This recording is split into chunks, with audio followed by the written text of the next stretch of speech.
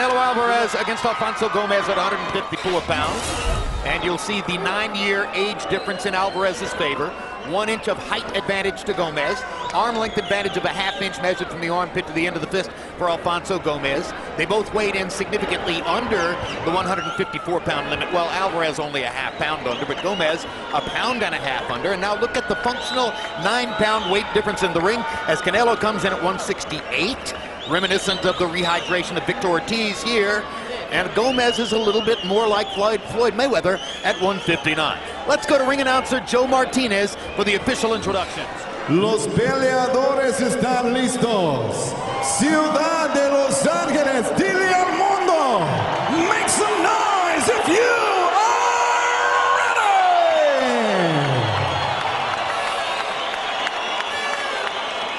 ready. Introducing to you first, fighting out of the blue corner, wearing white trunks trim in the flag of Mexico, green, white, and red. Official weight 152½ pounds. As a professional, his record is outstanding. 23 victories, 4 defeats with 2 draws and 12 wins coming by way of knockout.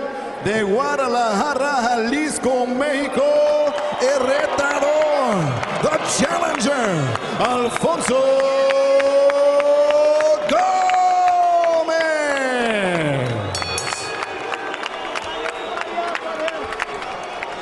And next, his opponent across the ring, fighting out of the red corner. Wearing gold trunks with red and green trim, he weighed in 153½ pounds. As a young professional, he enters the ring perfect. 37 victories, no defeats, 1 draw, 27 wins by way of knockout. De Guadalajara, Jalisco, Mexico, the reigning, defending, undefeated WBC Super Welterweight Champion of the World, Saul Canelo Alvarez. Ladies and gentlemen, this is for the WBC Championship. We're good here. You got your instructions in the dressing room. Obey my commands at all times. Above all, protect yourself. Touch them up and come out the bell. In his rap song about this fight, Gomez wrote that Alvarez will have the taste of defeat. You're gonna taste it. No doubt Alvarez has a different idea or a different taste. They have pretty similar styles. If there's a difference, it's the amount of focus on the body from Canelo Alvarez. He's a devoted body puncher. And unlike some fighters, Emmanuel, he will throw in combination to the body. He doesn't just throw a body shot at a time. Sometimes he'll put together 3- and 4-punch body shot combinations. That's work. I think he's a very good all-around boxer. I mean, I've looked at his boxing techniques, his jab, his ability to control the distance, placement of his punches. Sometimes I think he holds his hands a little too wide where you can catch it between the gloves. But other than that, he's a pretty much very good balanced out fighter. And when you look at that body, I think they've made a very intelligent decision as a group to keep him now at 154 pounds. There used to be talk of trying to win a welterweight championship. This kid is not a welterweight. He's a junior welterweight headed someday toward being a middleweight.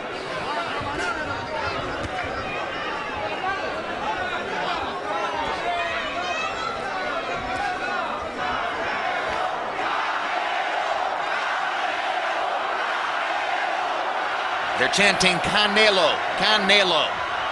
Incidentally, the word means cinnamon, an obvious reference to that thatch of hair.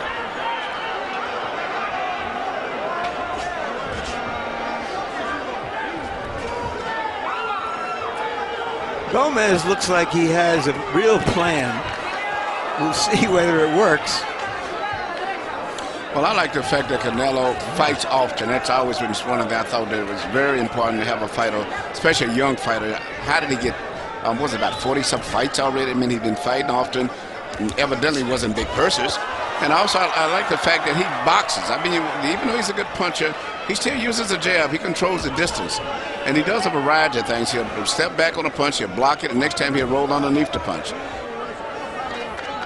But one of the flaws some people see in him is that he really doesn't use the jab to set up much. He's trying to here.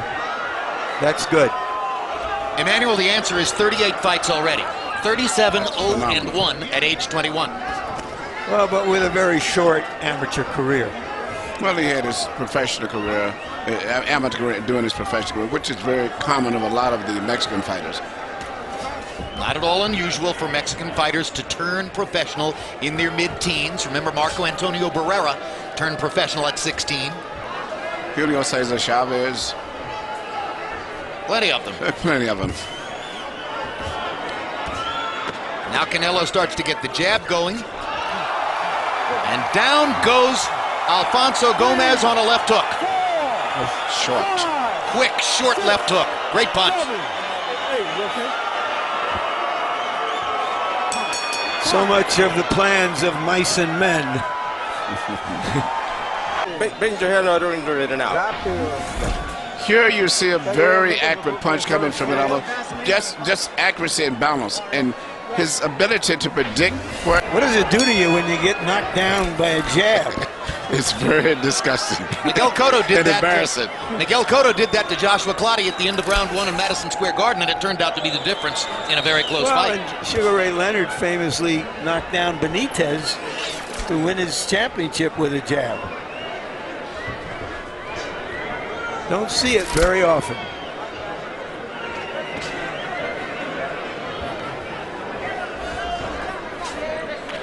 Round 2, and I think, Larry, you were correct in saying that Gomez brought in a plan, but now he's down 2 points.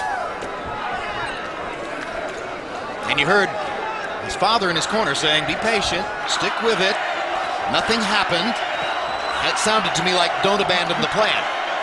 The biggest weakness I see in Canelo, which is in quite a few fighters, he keeps his right hand too far to his right, and whenever he punches, well, any punch with his left hand, he draws his right hand to the side of his face, which means it's very easy to hit him through the center with a punch. That's what happened to Roy Jones the night that Antonio Tarver knocked him under the ropes with a straight left-hand shot. His right hand was by the side of his face. Actually, the punch that Tarver knocked, he started off with a looping left hand, and Roy put his hand to block it in some kind of way. Antonio lost his balance, and then the punch was sort of going around the top. It went through the center. Perfect. Yeah, but again, Gomez seems to be winning the first half of the round. Good body shot by Gomez there.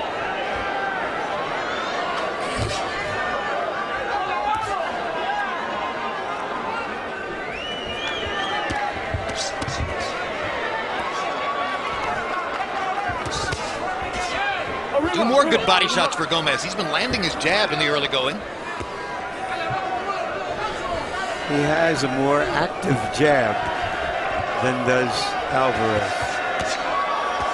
There's one of those combinations I mentioned for Canelo Alvarez, often featuring more than one punch to the body.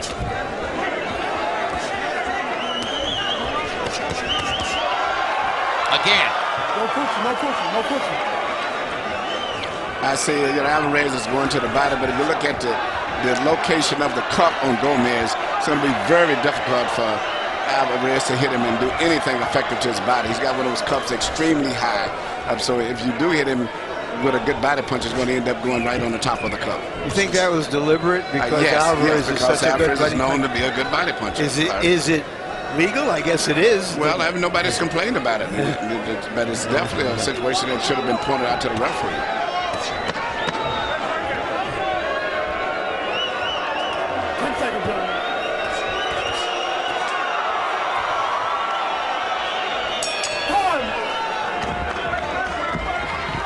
Punches were wandering to the outside. They're all to the outside, and both fighters are very difficult to land punches on the outside the way they hold their guards.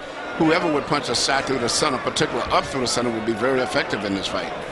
But so far, all of Alvarez's punches have been all to the outsides. Harold Letterman gave the second round to Alfonso Gomez, which would have made it an even fight were it not for the knockdown at the end of round 1. Yeah, it was almost a freak knockdown, a legitimate, real one. But for that, Gomez would be up by 2 rounds, perhaps.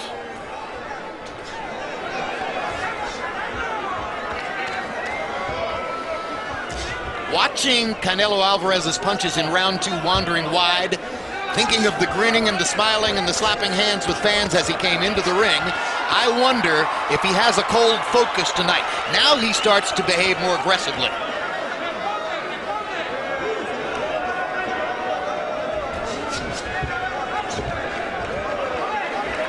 Alfonso Gomez was quick to point out in our discussion with him yesterday that Saul Alvarez went down in the first round on a left hook from an undersized fighter, Jose Cotto, a natural 140-pounder who was fighting Alvarez at 147. And a lot of people are going to point to that as a question mark as they get ready to fight Alvarez, because they'll try to build confidence off the fact that an undersized Jose Cotto, not Miguel Cotto, knocked Alvarez down.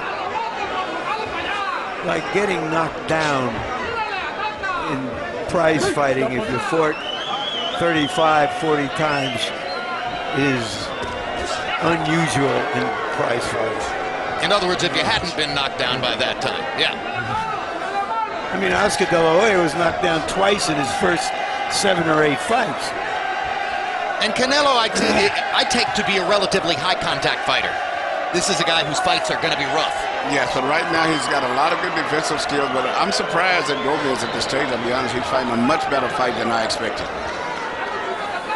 And the fact, as you said, Larry, you gave the last round to him and take the knockdown away from the first round, he might be up 2 rounds. Well, Harold Letterman gave him the last round as well.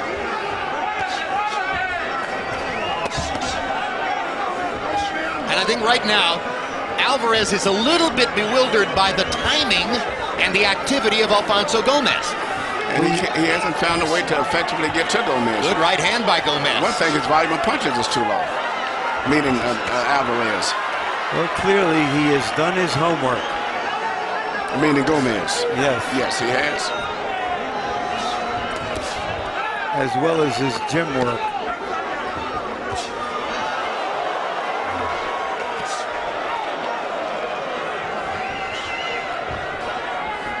Alvarez curiously inactive much of round 3. And okay, no I'm fair, but I'm firm. You know that.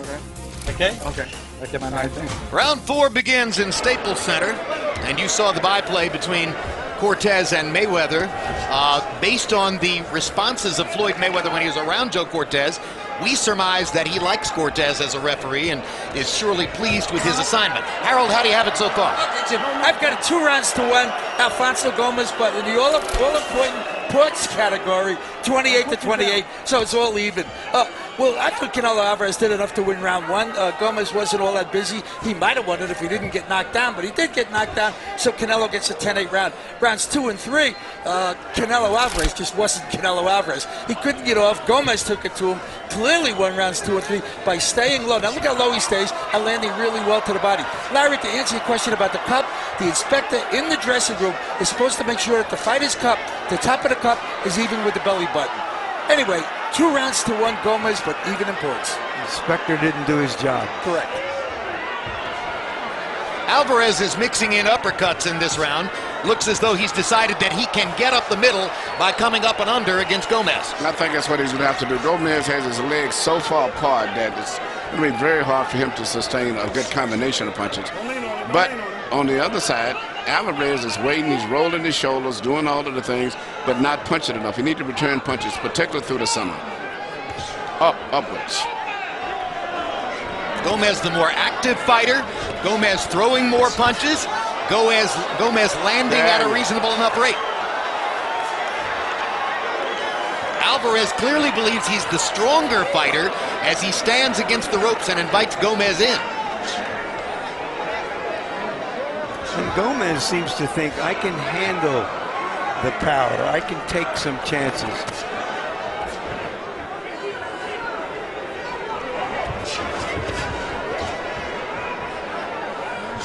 Well, a primary feature of a normal Canelo plan would be to get in enough body shots to wear Alfonso Gomez down.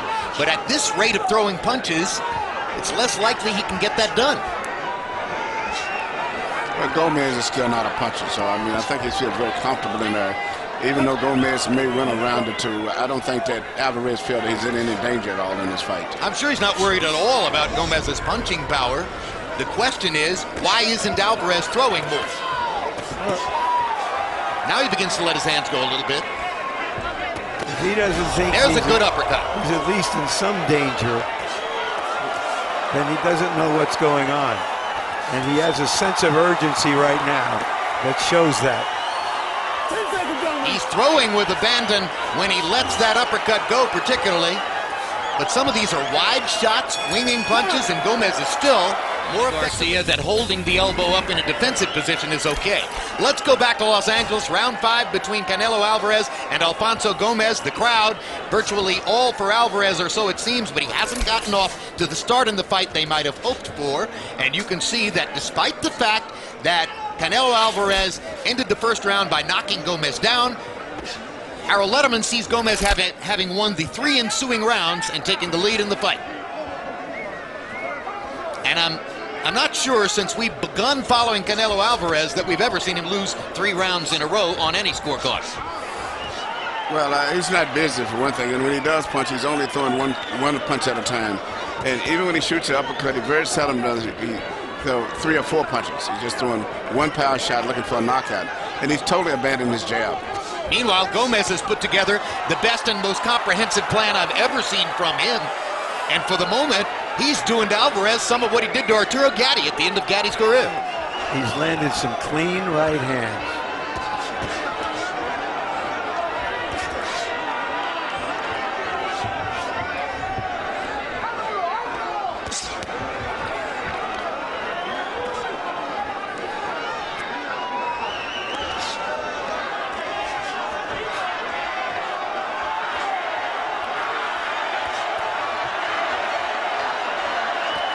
Crowd trying to lift Canelo back into the forefront of the fight. Gomez still putting together a pretty interesting variety of punches. Both fighters are from Guadalajara originally. Gomez came to the U.S. when he was a child. He's now a citizen. And he fights more like an American fighter in a way. Yes, well, he's really virtually been Which he is. Crazy, he is. Now a little more activity from Alvarez and a pretty good right hand at the end of that combination.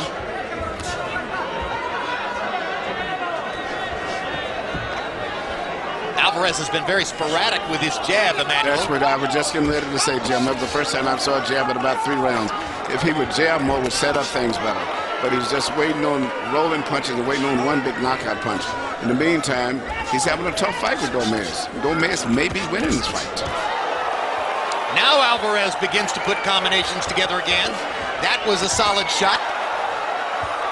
He's getting the crowd back into the fight. And Gomez's punches lose their snap as he's on his back foot for the moment. Alvarez pushing forward. 10 seconds. Top of the belt.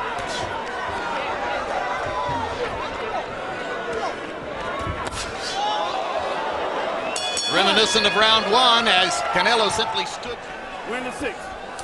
Halfway through the last round, it seemed to me that Alfonso Gomez was rolling toward winning a 4th consecutive round against Canelo Alvarez. But then Alvarez, in the second half of that last round, seemed to begin righting the ship with more authoritative punching, and he won the round on Harold Letterman's card to even up the fight.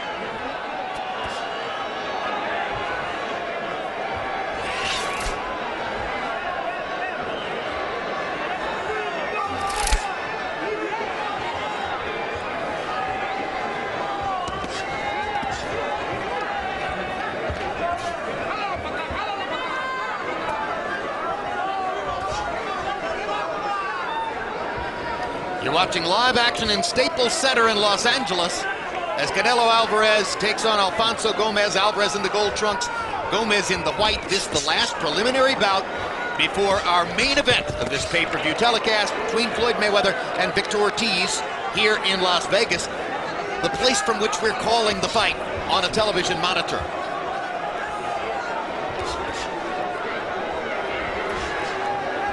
Gomez has got his jab working again. And that half-inch arm length advantage showing up a little bit as he lands his jab. Alvarez falls short with his twice in a row. Another short jab for Alvarez, but now he connects.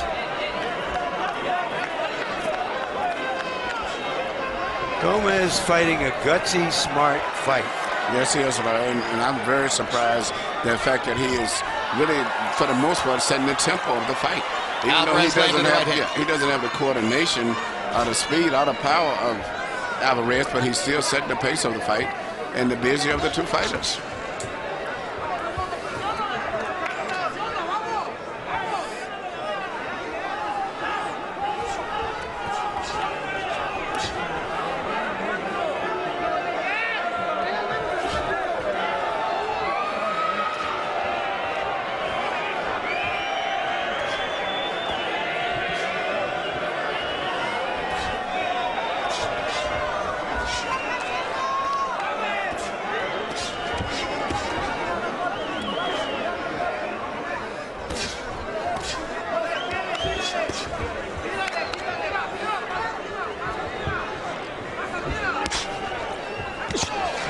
Good right hand by Canelo, up and under, and then a big right cross across the top. Gomez is badly hurt. Canelo's got a chance to finish, and the referee's going to stop it right away. Too quick. Too quick. Gomez was not out of there yet. Canelo may have been headed toward the stoppage, but that was too quick. Agreed. Canelo. It was a quick stoppage, but it's like this is what the crowd wanted, but I don't think so. All right, watch the uppercut land here. That starts the damage. Then the right cross, boom. Gomez is hurt, and you can see it.